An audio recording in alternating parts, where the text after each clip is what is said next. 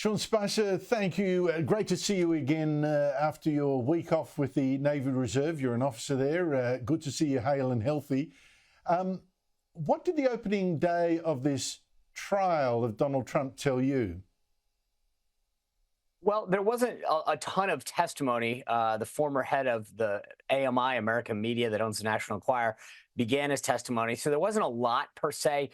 But I think what it did was it revealed how silly this is. Remember, and I think this is important for your viewers to grasp, right? So this normally would be considered a misdemeanor offense in New York. In fact, it's not just a misdemeanor, but the statute of limitations, the time that you have to prosecute that, fell way by the wayside years ago. This is a, no pun intended, a trumped up charge. And furthermore, what they did was they took a bunch of smaller charges and tried to combine them together, Andrew, and claim that this was really about the 2016 election.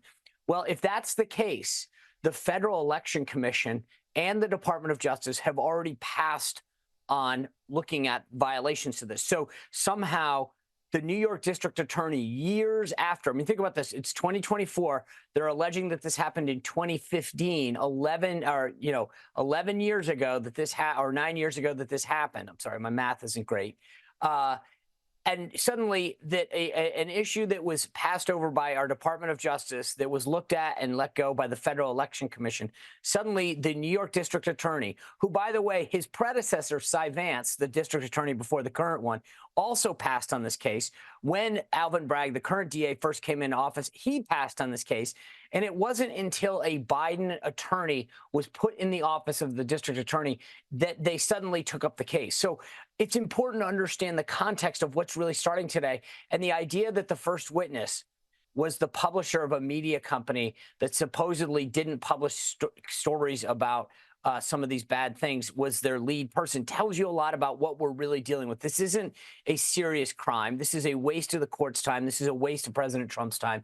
And this is what has been called in America lawfare. This is using the judicial system against President Trump. Well, Donald Trump's team says the prosecution's main witness against him is Trump's former lawyer, Michael Cohen. And they say, well, look, you can't trust him because he's often said he hates Donald Trump. He wants him to go to jail, wants to see him in an orange jumpsuit and all that.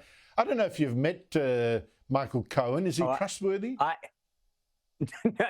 Andrew, I've met Michael Cohen on countless occasions during the 2015-2016 campaign. I would never use trustworthy and Michael Cohen in the same sentence. I probably wouldn't use it in the same book. He's not the kind of guy that I would trust for in any kind of deal or comment or whatever. I am one of those guys. I've always said that my word is my bond, and those kind of people where you can trust what they say. Michael Cohen will tell 8 people 10 different stories. And so I think this is what they're really going to go after tomorrow. The fact that Michael Cohen has been on both sides of an issue. Which side are you going to actually believe? The person in this case, Stormy Daniels, who they're going after, signed an affidavit, a legal document saying that there was no relationship. So the question that I think they're going to pose is, well, what story are you actually going to believe? Because you've got a bunch of people who are now admitted liars. They've been convicted of this. Stormy Daniels signed a legal document on one hand saying that nothing happened. Michael Cohen testified that certain things occurred that didn't. He went to jail. He's been convicted for perjury, for lying. And so now the prosecution is going to claim that he's the star witness. It's just the whole case is really incredible. But I just wonder whether justice is possible, Sean, because many of the jurors, for instance, even the ones that Trump eventually agreed to have on because both sides get picks as to who they want on the jury and who they don't. Many of the jurors said they got their news from the New York Times, among other sources. That paper's so viciously anti-Trump. What are the chances of a fair trial if that's shaping their worldview? Well, look, in the borough of Manhattan where this is taking place, Donald Trump got 12% of the vote. Almost 86% voted against, for Joe Biden. And then obviously there's a couple other third-party candidates in there. But this is a place that is very hostile to Donald Trump. So the reason they read the New York Times is because they're all liberals and that they watch MSNBC and a bunch of these other channels. But for most of these people, we saw those couple jurors come back after they were initially picked saying, I can't be fair. I can't do this. A lot of these people being dismissed right off of the bat because they admitted they didn't want Donald Trump to get a fair trial. They wanted it to convict him.